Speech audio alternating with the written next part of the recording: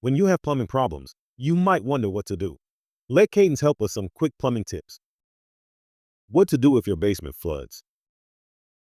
Heavy rain can overwhelm foundation drains, some pumps, and sewer systems, leaving behind a flooded basement.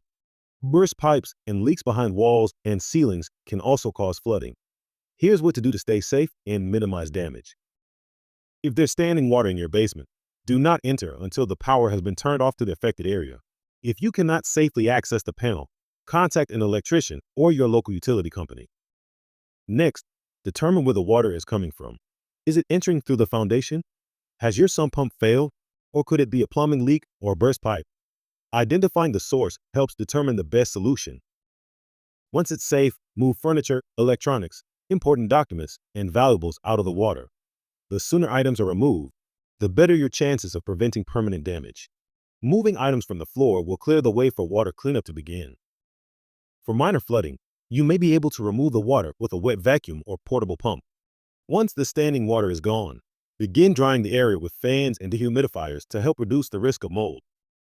If the flooding is extensive, caused by a plumbing problem, or if you suspect sewage contamination, it's time to call a professional.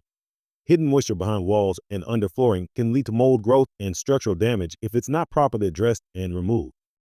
When it comes to basement flooding, remember these pro tips. Never use a regular vacuum to remove water. Don't assume the basement is dry just because the standing water is gone.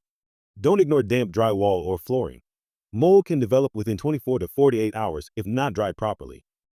If you experience basement flooding and need help, call Catons Plumbing, Drains, and Water Cleanup. Your plumbing and water cleanup experts. Call 410-267-6141 or visit callcatons.com.